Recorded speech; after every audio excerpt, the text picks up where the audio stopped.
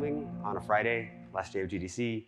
My name is Mike Ambinder. I'm an experimental psychologist at Valve. I'll be speaking to you guys today about brain-computer interfaces and why I think there might be one possible future for how we play. So what does an experimental psychologist do at Valve? Basically this.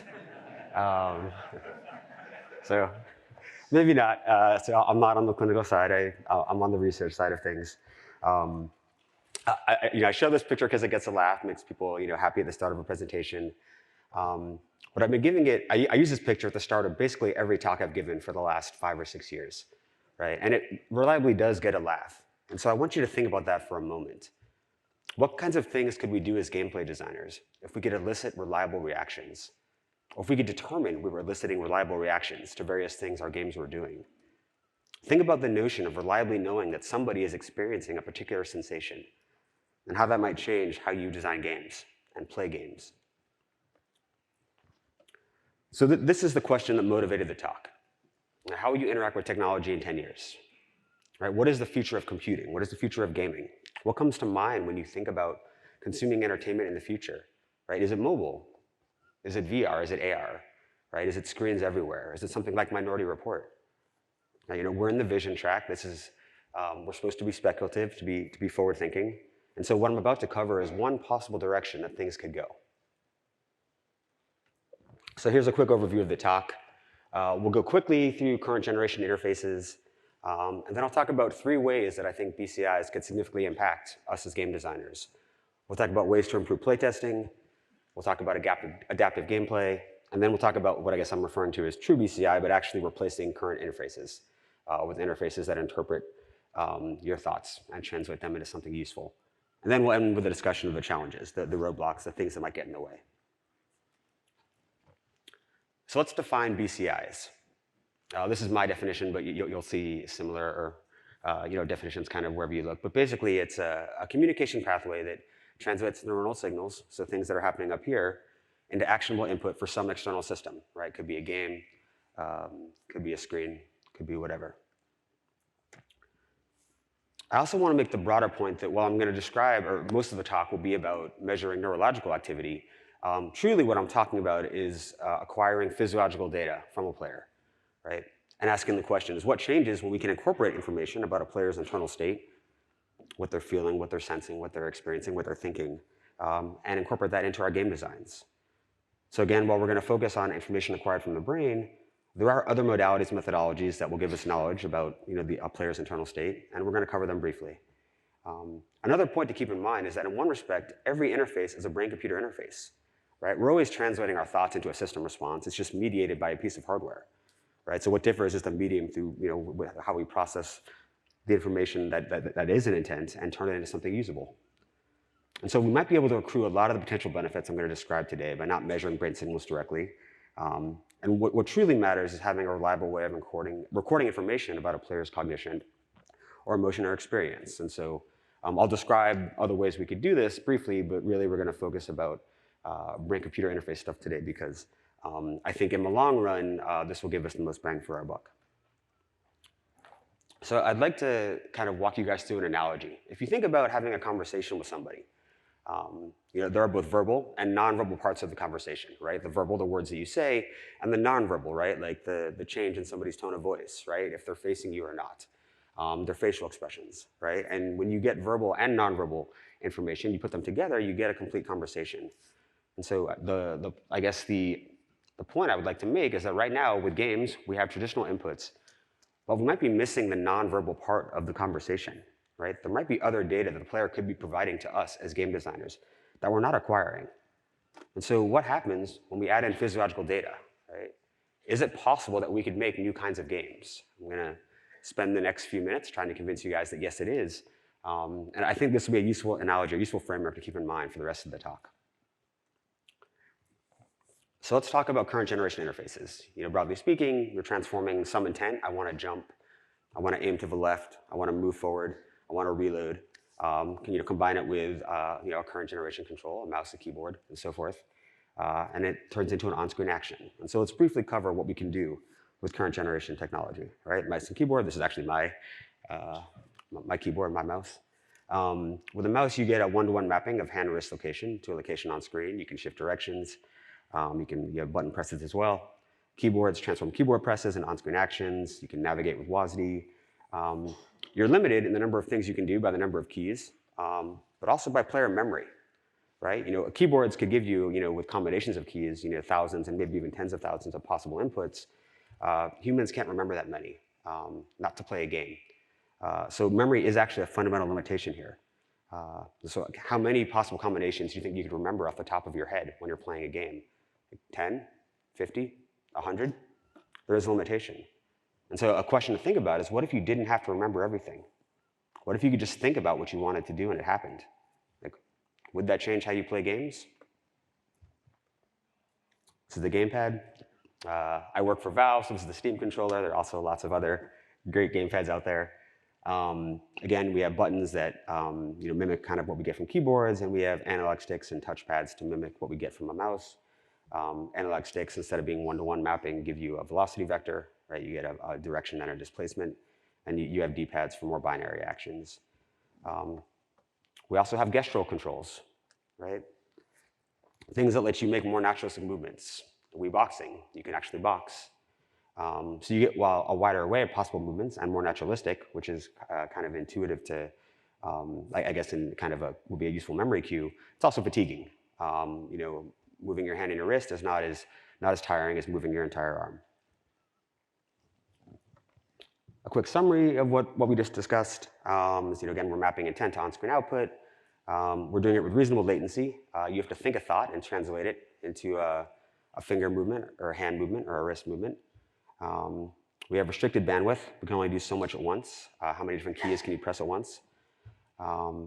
We're starting to add a widening array of input patterns, and we are getting more naturalistic movements, right? And these are great, right? Like they work for current generation games, and that's fine. But I guess the question I'd like to ask you guys is, what happens if we didn't have to use them? How would you imagine an ideal interface? Like, think about ways to improve current interfaces, or what new kinds of interfaces might be. What are better ways of interacting with games and pieces of technology, right? Are we at optimal? Is this it? Or can we do better?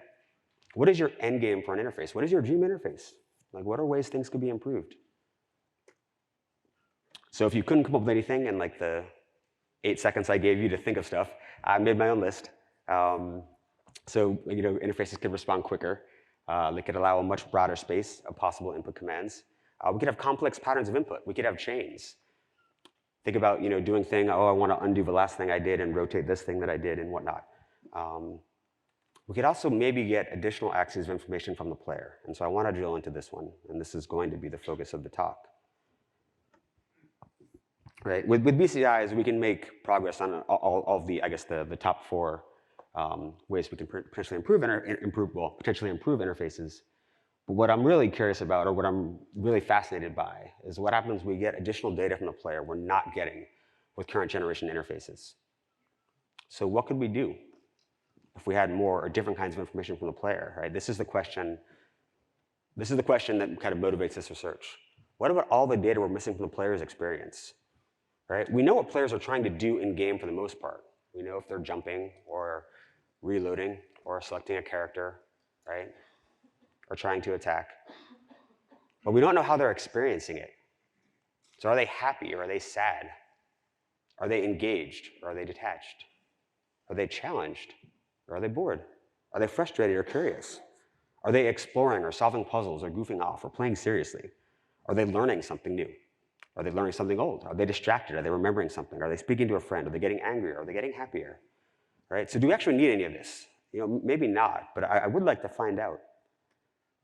I guess like a hypothesis I'm going to make in this talk is that we would get an improved player experience and a qualitatively different player experience if we had access to internal states and emotions and cognitions and decisions. And so I hope at the end of this talk you can kind of see at least why I believe this, and maybe you might feel similarly.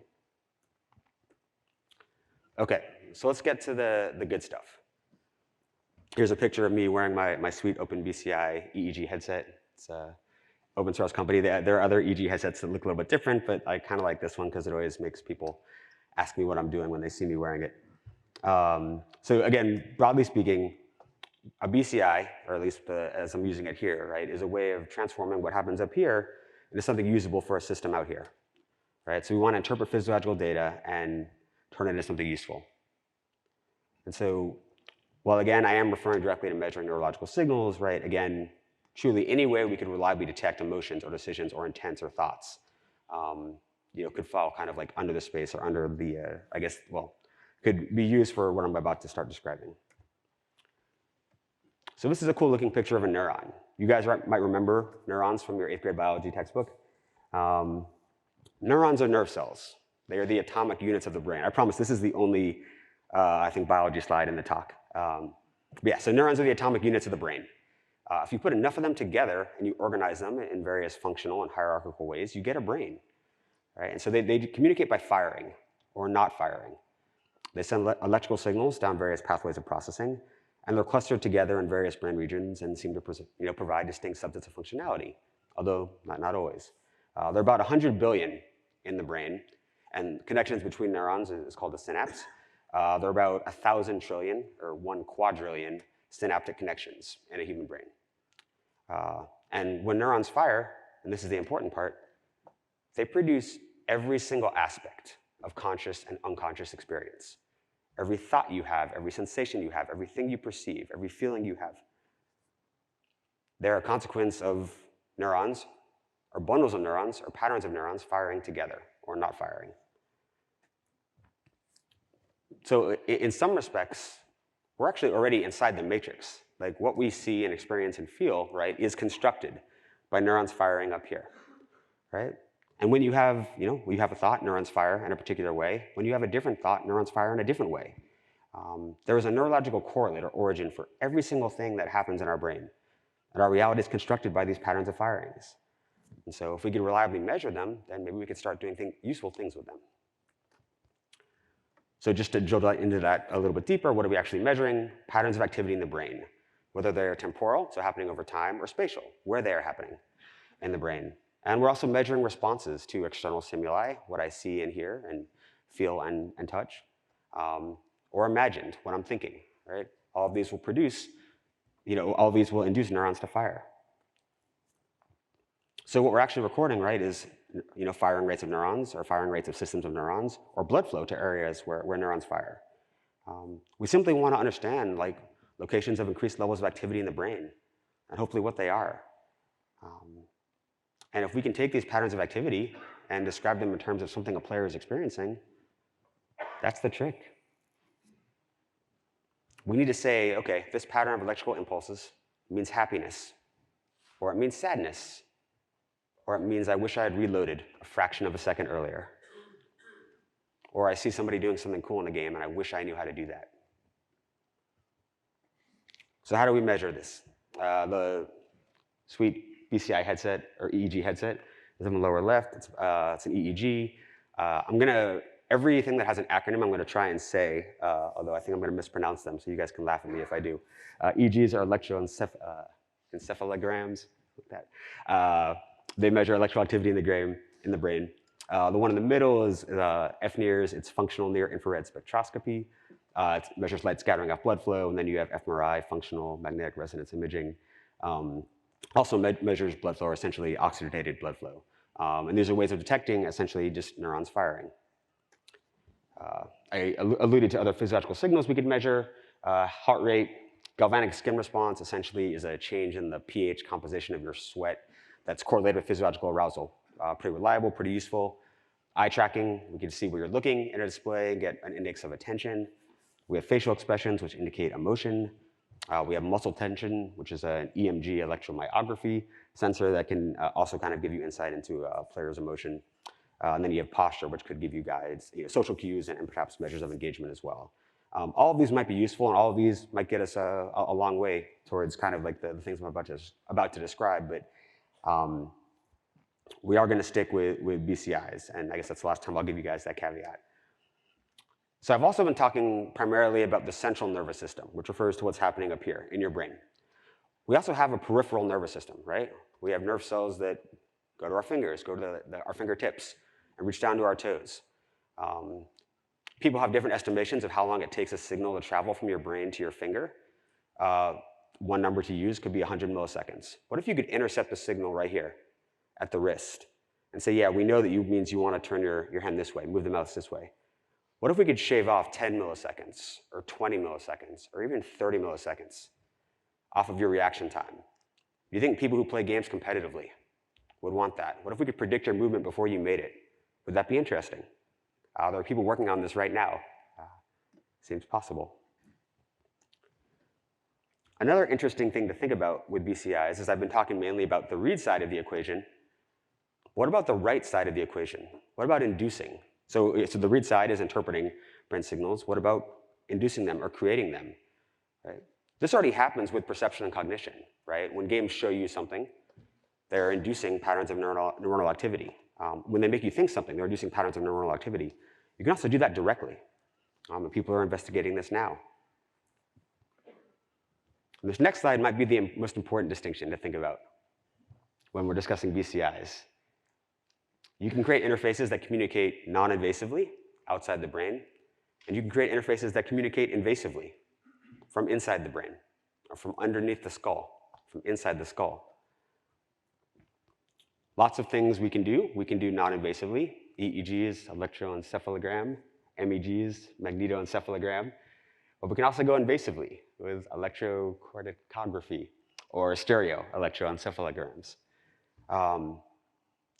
A lot of the things we're going to discuss, again, we can do non-invasively. But some of the things I'm going to describe, we might only be able to do invasively. How many of us are willing to have somebody drill a hole in our head to derive a benefit? Maybe not too many, but in the future, who knows? We're going to discuss why people might be willing to do that. So here's EEG data. This is the actual data. We can turn it into something useful. This is from the very first recording I ever made. This is my brainwaves.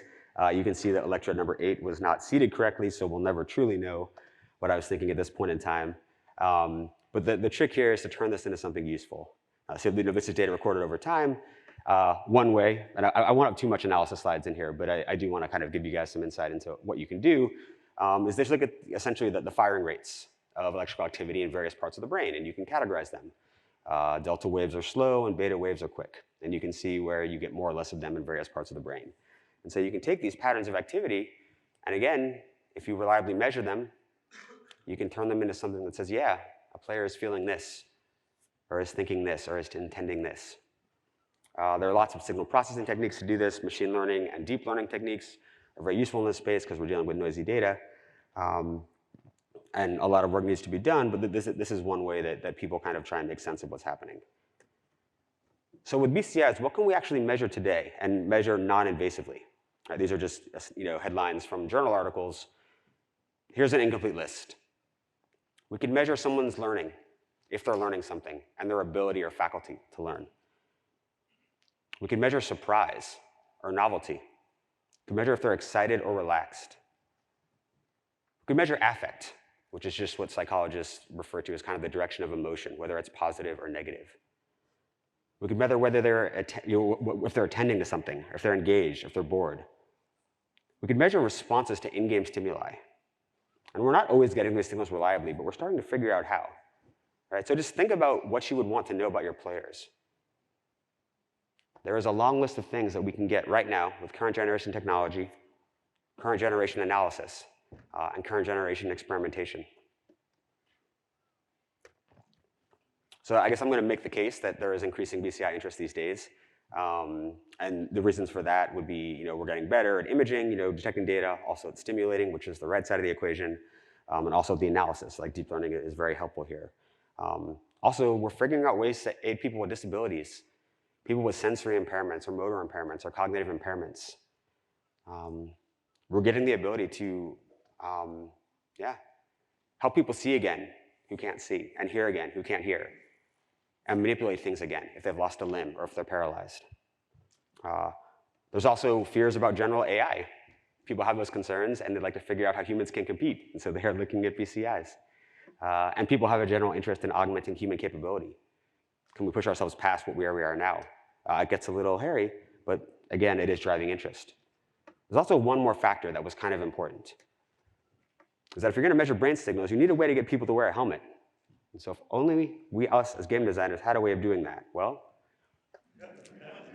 not everybody plays VR, but one advantage that the VR and AR potentially have as well is you're getting consistent contact, or at least semi-consistent contact, with the source of brain activity.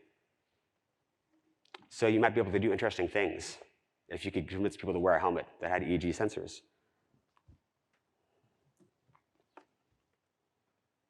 All right, so let's get to the interesting stuff. That was an overview. I wanted to get everybody on the same page just so people kind of understood what I was talking about. What I'm going to talk about for the remainder of the talk, I'm going to talk about, I guess, 3 separate areas of interest. How BCIs could change the way that we design games and play games, and our players play games. So we'll start with playtesting improvements, then we'll move on to adaptive gameplay, and then we'll talk about the end game, actually replacing interfaces. Playtesting and adaptive gameplay can be done now. The interface replacements will be in the future, but in some cases are actually starting now. So we'll begin with playtesting. This is an example of a test subject playing Team Fortress. So playtesting is how Valve makes our games. We gather data from people who are not us, and then iterate and improve the game as a consequence. I imagine it's how lots of people make games. Playtesting is great.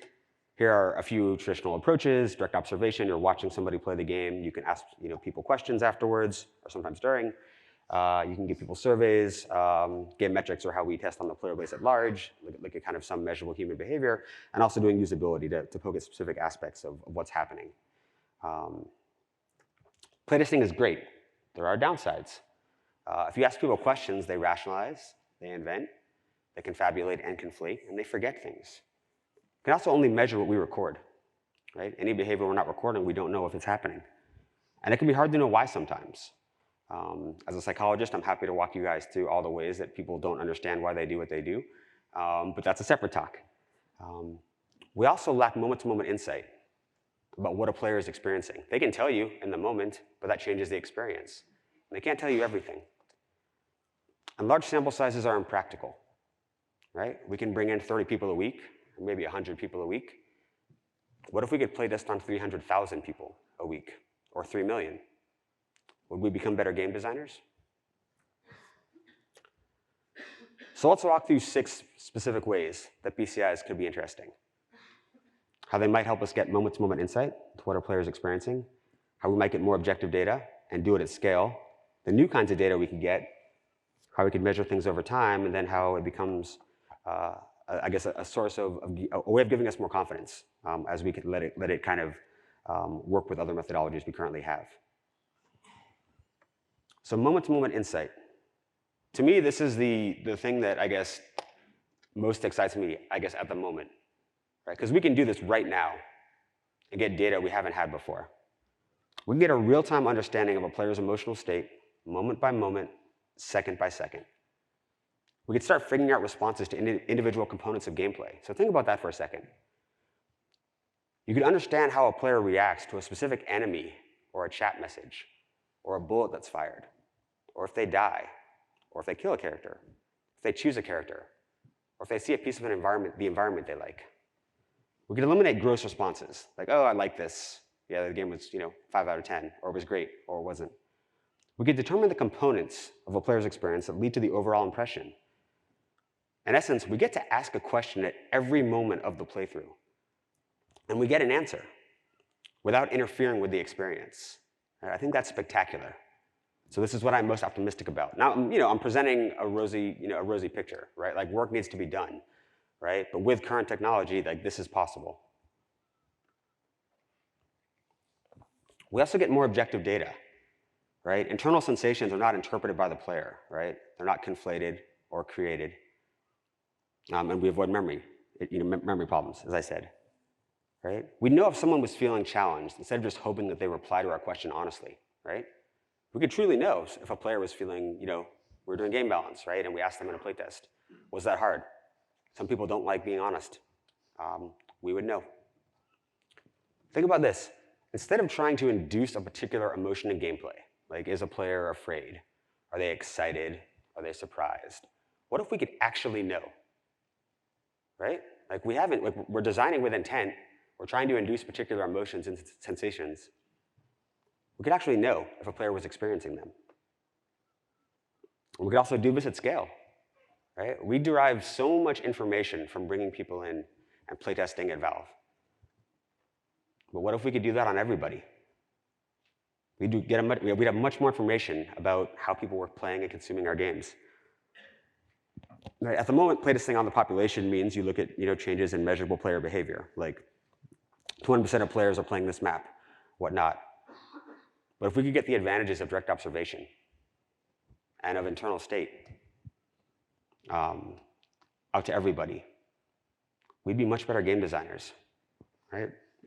If BCIs or any form of physiological measurement were prevalent and all our players had access to them, and we had access to that data, we could always be playtesting on everyone and be asking every question we care about. Maybe not every question, but a lot of the important ones. We're also getting new kinds of data, right? Data we've never had before. Right? We're no longer limited by the behaviors we can explicitly measure. We can start trying to infer rationales behind behaviors, looking for positive responses or negative responses, and whether a player is more or less engaged. We can get more accurate measures of overall sentiment, and we're getting much more granular measures of individual sentiment, and more granular measures of how players are responding to individual gameplay components.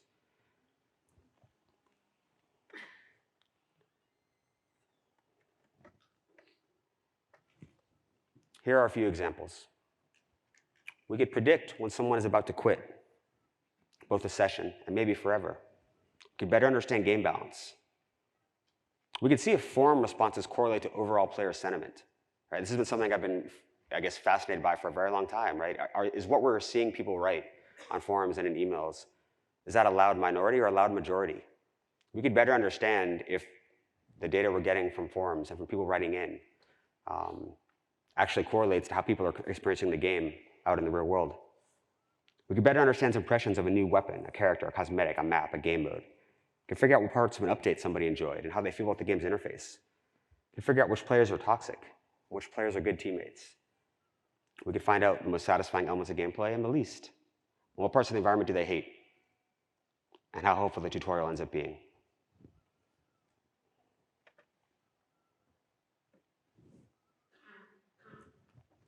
We can also compare responses over time. We could look at sentiments pre and post update and assess sentiment. We could estimate a game's life cycle. You can do this with surveys and other methodologies, but effort is required. What if we knew how someone felt on their first session, and how they felt on their 10th, and how they felt on their 100th, and how they felt on the session that was the last session of your game they ever played? Very useful to understand how a player is experiencing your game over time and how their feelings about your game change over time. And it becomes another useful tool in the toolbox. We can combine data about someone's internal state with every other data source we have. It gives us more ways to figure out the why of what is occurring. So we become smarter game designers. This is me trying to relax. I wasn't relaxing, I was trying to relax. This is data from me seeing the unusual weapon I made in TF2. For those unfamiliar, unusuals are weapons in TF2 that have particle effects. I made one. I like seeing it. It makes me happy. This is me getting a kill in TF2. So the question to ask, right, is where else do I have a similar response to this? Right? Is getting a kill the same as seeing my unusual? There actually are some similarities here. We won't get into the weeds on that, and I know it looks a little bit different. But both of those are positive reactions. And so the trick here is saying, okay, we think this is a positive reaction. Where else do I have similar responses in game? If we could do that, we could start saying, yeah, these are the things that I like about Team Fortress 2. And maybe these are the things I don't. So that was playtesting. Let's go on to step 2. This is step 2 in our BCI timeline, the second major way that games could be impacted. What if we could reliably measure various internal states? What kinds of gameplay could we begin to create? This is a slide from, a created slide about Left 4 Dead, which is a game that came out a long time ago, but was one of our first attempts at trying to design games that were adaptive. So the middle line here is essentially an estimated arousal level for the player. Right? You can see it has some peaks and valleys. And the goal was to generate changes in that arousal level by increasing the number of zombies that were present. The desired population of zombies is on top. The colored zombies are boss monsters are special infected, and the bottom is the actual zombies that were created. So the goal here was to create, a series of peaks and valleys for the player, right? Was that, is that the right pattern of arousal? Who knows? But what if we could reliably measure that and figure out what the right pattern of arousal was and have a game adapt to what a player was experiencing? How would that change how you make games? What if all you knew was a player was experiencing positive or negative emotion? How would this change game design? Could we start placing reactions in context? Just think about everything you could do if you just knew if a player was feeling positively or negatively towards the game, or even better, a specific aspect of the game. And we'll go through some examples. And obviously, we don't want to eliminate all negative examples. Positive things are positive by comparison to negative things. But we could definitely adjust the balance. We could figure out ways to mitigate the impact of negative occurrences and heighten the impact of positive ones. So think about having adaptive enemies. What kinds of enemies do you like playing against in-game? What kinds of enemies are challenging? What kinds are boring? Right? If we knew the answers to these questions, we could have the game give you more of the challenging kind and less of the boring kind. Instead of difficulty levels would become a thing of the past, right? We don't have easy, casual, novice, advanced, hard, hardcore, nightmare, whatever. We have dynamic difficulty adjustment, right? We have difficulty that's designed for you, to give you the challenge that you're craving at that point in time. Sometimes you might want things harder, sometimes you might want them easier. We'd be able to figure that out. What is it like to only be able to kill an enemy while you're relaxed? Maybe it's nothing. Maybe it's a gimmick. Maybe it's something different, a new kind of gameplay. So as we walk through these examples, it may be the kinds of changes I'm discussing, they won't quite work with conventional game designs, and that's fine. And so let's start to think about new kinds of gameplay experiences that might be better suited to make use of this data. These are adaptive enemies. Let's think about adaptive teammates. What kinds of teammates do you like playing with or hate playing with?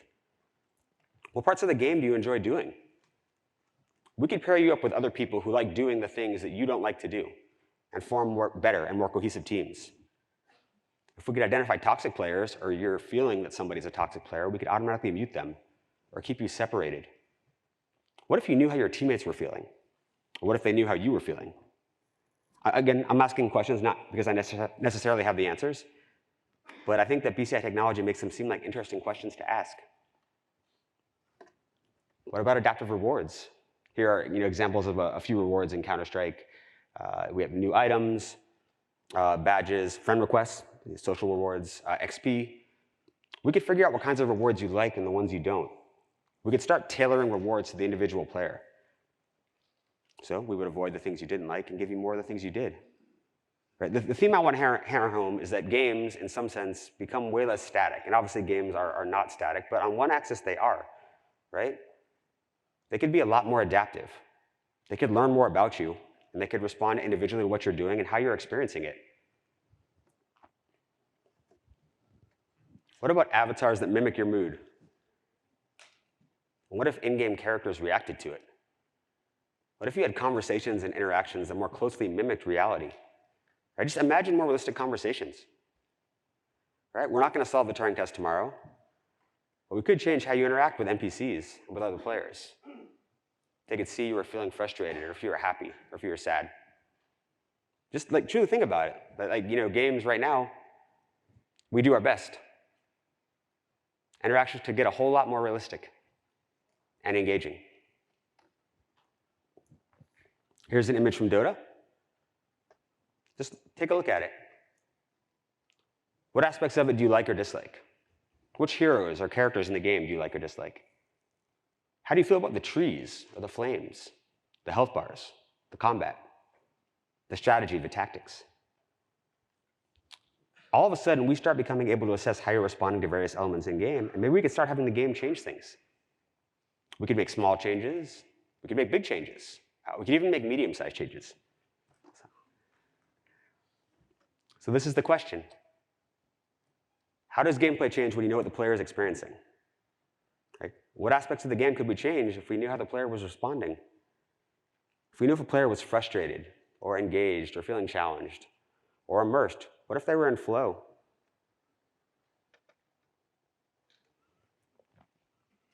The game could respond to the player as a consequence of knowing what they were doing. We could give you cues when you're frustrated. We could give you challenge when you're bored. We could figure out what keeps you intrinsically motivated and better understand where we're failing. We could figure out where extrinsic motivation is unnecessary or unneeded.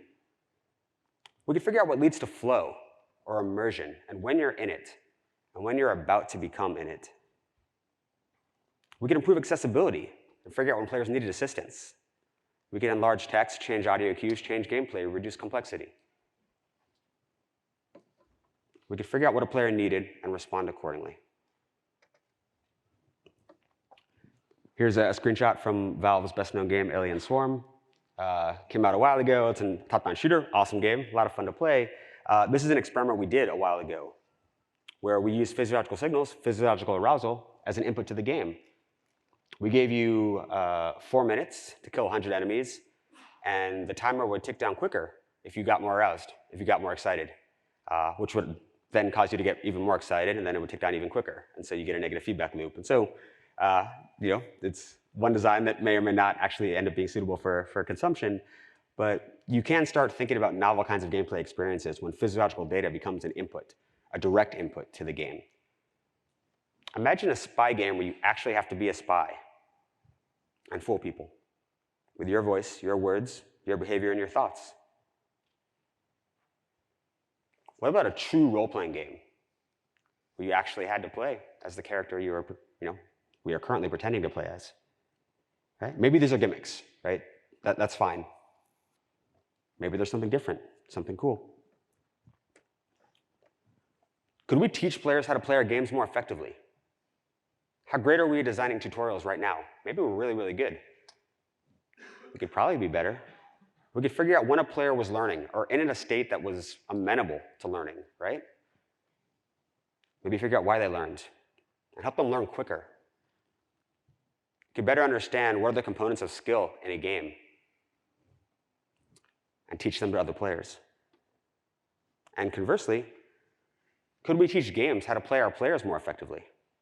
I could spend hours on this slide, but I won't. We have limited time remaining.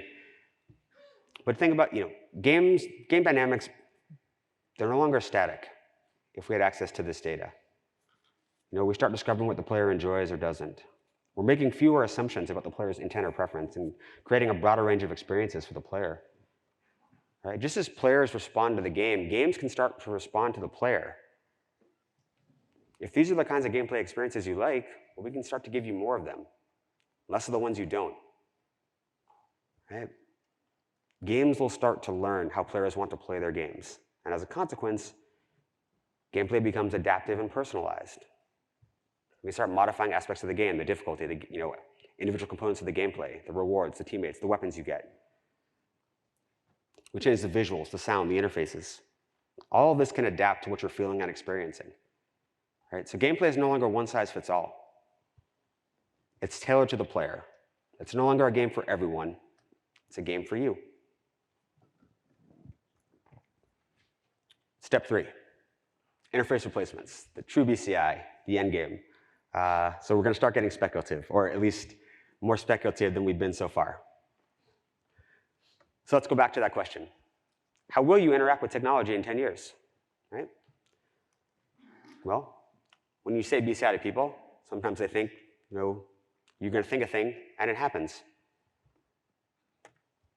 Removing the middleman. Right now, we have human intent, translated via physical interface, induces a response in the system. And so what happens if we remove the physical interface? We have human intent that just directly leads to a system response. If we remove the middleman, what becomes possible? If we could reliably understand what you were thinking or feeling and have a system respond, how would that change things? Right? This may be decades away, but people are doing things now that imply that it might not be. And this is one direction, human intent leading to a system response. We have to go back the other way too. The system has to respond to the human.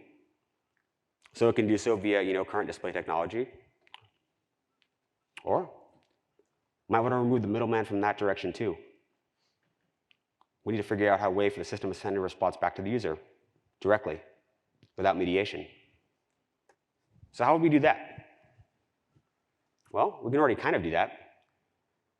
What you see and perceive, what you taste and feel and hear, what you think. All of these lead to neurons firing. But what if there was another way? There is. I've kind of alluded to this before. You can make neurons fire directly. You can communicate with neurons by generating an electrical current in the brain. Neurons will fire. So you can make them fire all on your own, or all on their own. This is one way of doing that. This is a TMS machine. Stands for transcranial magnetic stimulation. It uses a magnetic field, induces electrical current in the brain, and is often used in research to increase or suppress neural activity in various parts of the brain. And they use it for therapeutic treatments, right? Insomnia, anxiety, depression, PTSD, and whatnot. If you're curious what it looks like to see a TMS machine in action, there you go. Yeah, exactly how it goes. All right. So what's possible when you remove the interface entirely? We're going to go back to the diagram you may have seen, remember from earlier in the talk. 5 ways that BCIs can change the way we interact. Neuroprosthetics, understanding restricted forms of cognitive intent, figuring out ways to augment perception or cognition, and then the true endgame, being able to enter the matrix. So neuroprosthetics, these refer to ways, these are sensory or motor replacements, right? Vision, think about vision. It's simply, it's a construct of neurons firing, right? Light passes through the retina. It's transmitted to various aspects of the visual cortex. These neurons fire in particular ways, and we get the perception of sight, what we're seeing right now. If your retina fails, we could bypass the retina and still give you sight if we make neurons fire in ways that you can understand and interpret. People do the same thing with cochlear implants, how people with auditory impairments hear again. Think about people who are paralyzed. Well, if we can stimulate neurons in the motor cortex, we don't need signals from the peripheral nervous system. People are doing this right now, trying to help paralyzed people walk and blind people see.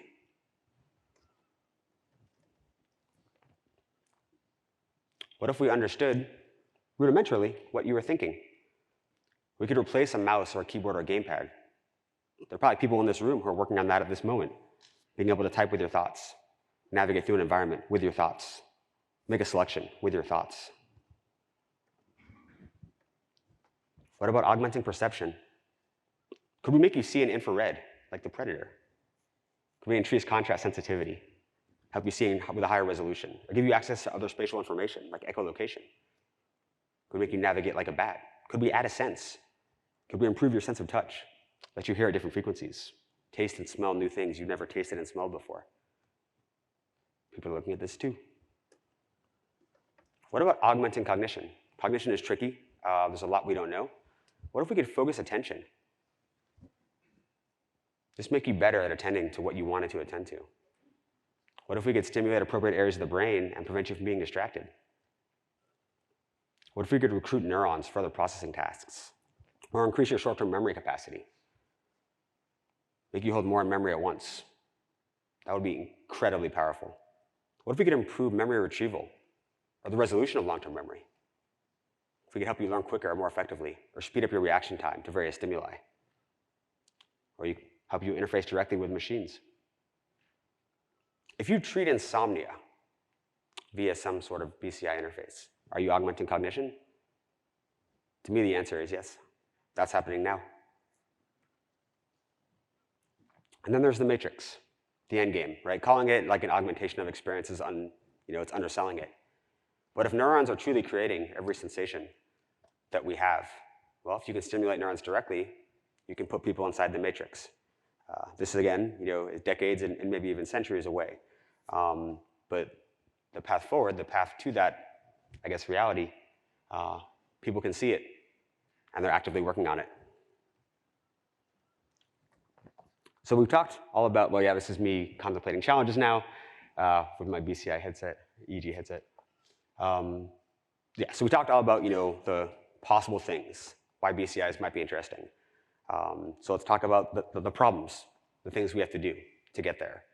As a psychologist, I know I shouldn't put negative slides at the end of the talk. I want you guys to go out on a positive note, and I do have a few positive slides at the end, but I absolutely want to be realistic about the challenges that lie in BCI implementation, right? Like I'm saying a lot of optimistic things up here, and that's fine, right? Like I'm trying to encourage kind of like discourse around it, but there are a lot of hard things we have to do, I guess, to enable these technologies. So neuroscience has a long way to go. Neuroscience is in its infancy. We understand some things. Sensory stuff is great. Motor stuff is great, or relatively great. Higher level cognition is tough. And how we get there is hard to tell. There's so much we don't understand. Like, how do you think a thought? How do you remember something that happened last week? How do you solve a problem? How do you play a game? How do you feel love? There's so much we don't understand, and so much we need to figure out to get to where we want to go. There is a common analogy that people who are doing BCI research like to use, which is that recording neurological activity from outside the brain or outside the skull is like standing outside a football stadium with your ear against the concrete and listening to the cheers and trying to figure out what's happening. You might be able to tell when something important is happening, loud cheer, if it's positive or negative, depending on which stadium you're at. But data is incredibly noisy. It's noisy inside the brain, and it's way noisier if you have to pass through the scalp and the skull and hair. Data is noisy, so neurological data is hard to parse. We need to figure out how to do a better job of analyzing it and processing it. And going hand in hand with noisy data, right, is figuring out the right tools to analyze and process it. What are the most effective ways to take a look at it? There's always going to be lots of variability, right, both in an individual. Like what I'm feeling now is not going to be the same way I feel like a second from now, or how I felt 3 seconds ago, right? And then obviously across populations, we are going to think differently and have different patterns of activity. So we're looking for something that is stable, some pattern that is reliable and coherent, but it might be tough to figure out. So we could just look for, spike trains, peaks, patterns of activation, whatever. We could just throw large neural networks at the problem. That's one approach people are taking. But it's definitely a hard problem we need to solve. And it goes hand in hand with a better understanding of neuroscience. Let's go back to the stadium analogy, right? If we have noisy data, well, one way of attacking it is to get a large number of samples, right? It will help us get around the noise and analysis issues, but we definitely need it. So you could build a pretty useful data set if you had lots of people giving you data, and if you knew what they were seeing and hearing, like if EEG sensors were built into a VR headset and everybody was playing the same game. That might help you make progress. Just a thought. Imaging technology, this is the same slide from earlier, has limitations, right? Obviously, we can't get people to carry an fMRI machine around with them, but maybe EEG headsets or FNIRs or new technologies people are working on can get there. But what if we need invasive approaches? Are you willing to let somebody do this? So we can do a lot of interesting things. We can improve playtesting, we can have adaptive experiences, maybe some rudimentary movement controls, all of this with non-invasive stuff. If we want to go invasive, people need to see a LASIK-like benefit. Remember, LASIK used to be crazy, shining a laser into your eye to improve your vision. Now it's commonplace.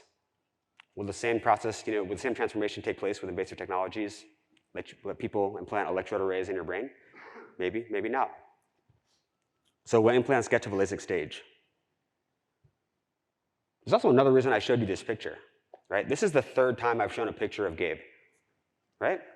Are you laughing as much as the first time? Yeah. The answer is no, right? Wouldn't it be nice to have that kind of data from our players? Wouldn't I become a better speaker if I knew how you guys were reacting the third time you saw this picture as opposed to the first time? So the next time I give this talk, I'll do a better job.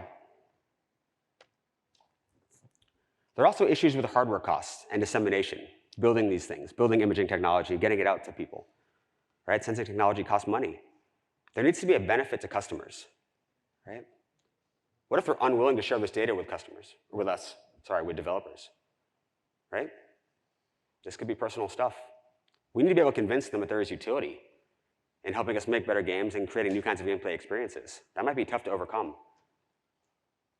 Some of the technology is cheap, at least on the cost side of things, but some of it might not be. So there need to be benefits to customers. It can't just be theory. We need to make something that actually works. We're also losing tactile feedback, right? There's something comforting about holding a mouse, well, I guess a mouse, or a gamepad, or a keyboard, right? If I mishit a button on a gamepad, if I'm trying to press B to jump, or sometimes A, I get pretty consistent feedback. What happens if I think a thought, I think jump, and nothing happens? Is it my fault for thinking incorrectly, or the system's fault for not understanding what I was trying to do? So this is not the largest problem we're facing, but it is an issue to consider. And this last one is maybe the biggest, right? This is Don Quixote, attacking a windmill. He's attacking an enemy that does not exist. What if BCIs are not a necessity? What if players don't see benefit? What if we as developers can come up with ways to take advantage of having insight into internal state? Like, I do believe I can see clearly how this would happen. Like, I laid out a variety of ways I thought we could get better data from playtesting and design gameplay experiences that don't exist. But I absolutely could be wrong. Right? This is theory. I'm describing things in the abstract, and it's easy to make things in the abstract sound cool. So I want to acknowledge the possibility that while I am optimistic, right, like, we don't know yet, right? Like, we actually have to create something and see. And again, we have some data that suggests it's there, but like, let's acknowledge the possibility that it might not be. So we're at the end of the talk.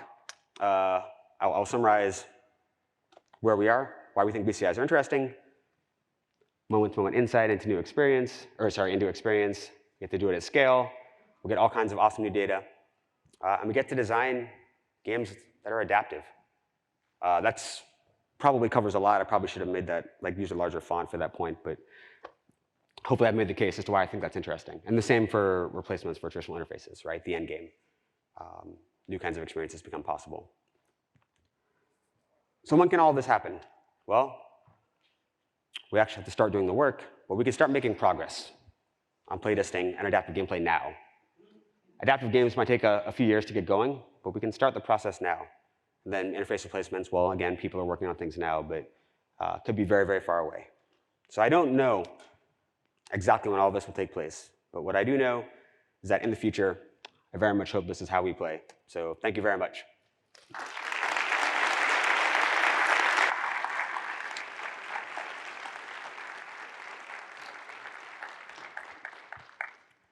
So I think we have a few minutes for questions. So I'll answer any now if you have them, and if not, I'm happy to go to one of the wrap-up rooms and chat as well. So.